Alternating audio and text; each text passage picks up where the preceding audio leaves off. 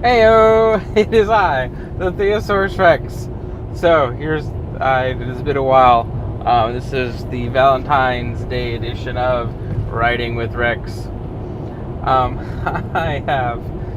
It is. I don't even know. I don't even know. I have tried to do this for like 4 or 5 times, but I keep recording over it. Kind of the way that this works on Writing with Rex is that much like the Christian commute, which is taken, and the gentleman Seth Dunn drives down to his house and records something all in one take. Writing with Rex does the same basic thing, except if it's terrible enough in the beginning, I'll re-record it a few times, and then, or if it's at the end and I just feel that I've rambled and nothing has happened, then I don't even worry about it. I take it away. It's dumb.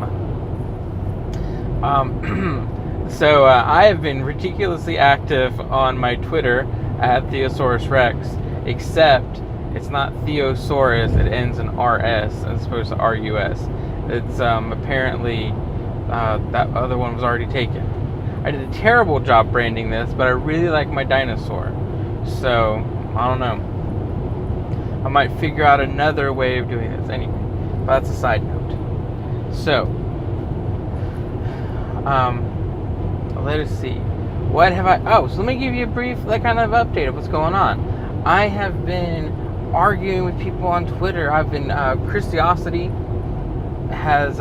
we've gone back and forth a few times. I try not to be really antagonistic. But, get on there, ask some questions, poke around a little bit. Jory Michael, Rachel Held Ev... Oh. I think I might have been blocked by somebody. Jory Michael's been pretty nice. We've gone back and forth on a couple things. Rachel Held Evans is another one. Both of them are really into the whole women should be pastors, that type thing. Aha! I have been blocked by Rachel Held Evans. Yeah! Not really. It's kind of sad, if we're going to be honest. But, anyway. Both her and Jory Micah are really into the whole women need to be pastors type thing. And I've briefly talked about that in the one of my videos when I was known more as Saint Elpis.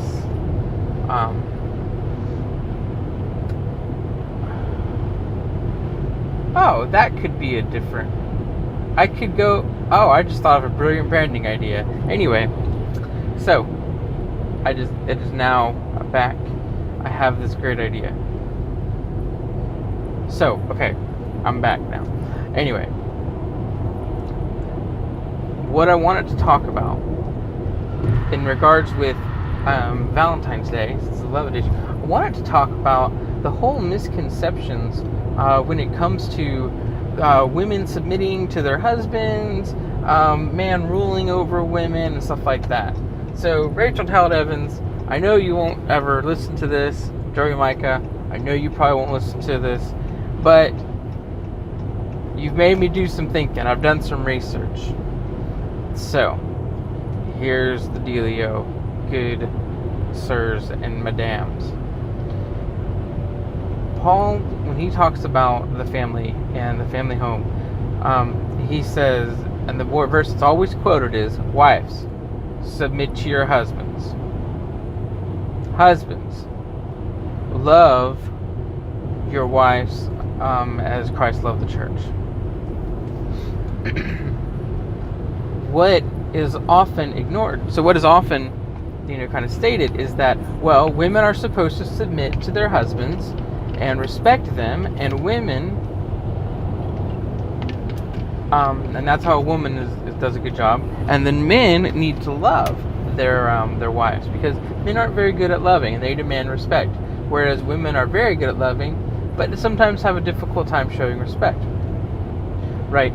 And the problem is the Greek term of that, where it talks about submission, that word is a verb that continues to go on. I don't have all the things down. I've heard this from a couple pastors and I thought it was very intriguing.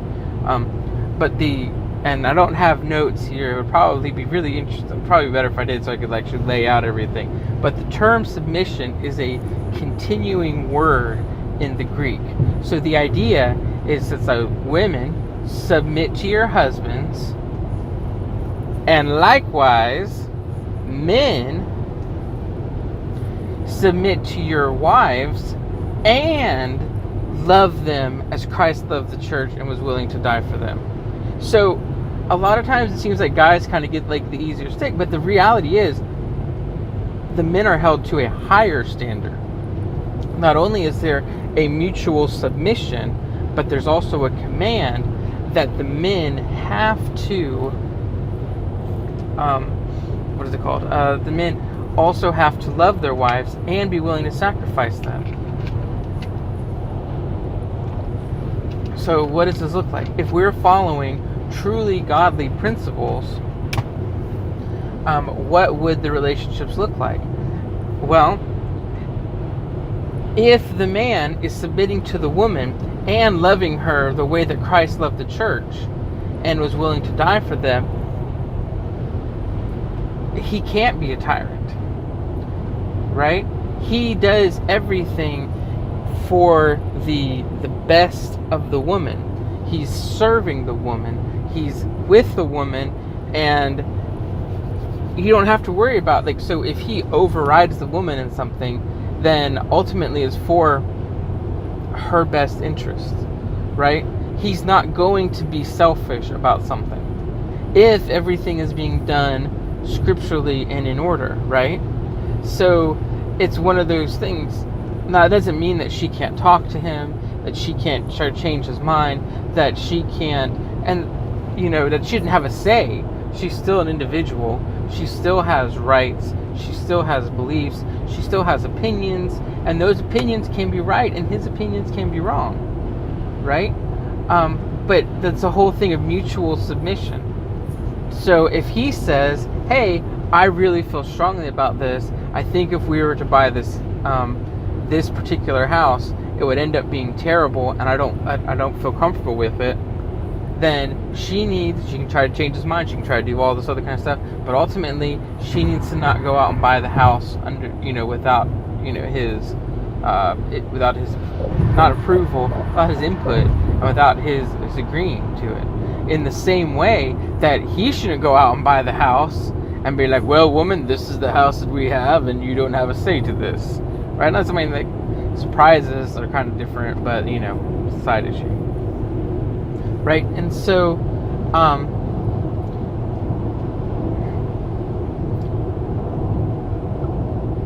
trying to figure out how personal to get. As an example of kind of a way not to do it, my sister, she is real big into this. I must submit to my husband and do it. She wasn't taught this. My parents never taught this. This is not anything like what we were supposed to do, whatever. Anyway, so she's all into that. She does. If he doesn't want to do something, oh well, we can't do it. So like they get new tires. He wants her to go out and buy used tires. So she's like, "Well, I have to go out and buy used tires." Well, sister, have you ever bought used tires before? No. The last time you bought used tires? Yes. How long did it last? It lasted 6 months. There was something wrong with them. Well, should you go out and do that again? No, you shouldn't. Right? Or he doesn't get along well with my family because he's a pompous douche. And so she's like, "Well, if you don't love my husband, then you don't love me, because the Bible says two become one flesh." Well, yeah, the Bible does say that, but it doesn't mean that you cease to have an identity, that you cease to be who you are. So marriage is it's kind of an allegory, for lack of a better term, with Christianity and the way that Jesus is towards his bride. When you become a Christian, you still have an identity. You're not supposed to become like some of these mindless zombies, like, "I have no opinions, I have no ideas," and stuff like that. And so the idea that if we don't compliment him, then we don't compliment her, and that if we don't like him, then we don't like her. That's ridiculous. And it doesn't do anything except to divide people in the household and divide families, really, because she's taken things personally that we've said about him. She's got this warped and, terrible view of it. So they not very good managing money. He's terrible at it. He doesn't contribute to the household. She has to pay all the bills and stuff like that. But if we say anything, well, I have to submit to him. Well, he's not doing his part of it. And then that goes in the whole thing of, what point does someone become disqualified? Like, are we called... Sorry. If something were to happen and, the woman were to be, like, cheating on the husband all the time, or whatever the case is he called to stay in the relationship because he's loving and sacrificing? Because we we cheat on God and we do all this other kind of stuff. Well, there is the example in Hosea where Hosea had to stay with what was her name? Gomer, the prostitute, and that was an example of what God, meant for us and stuff like that.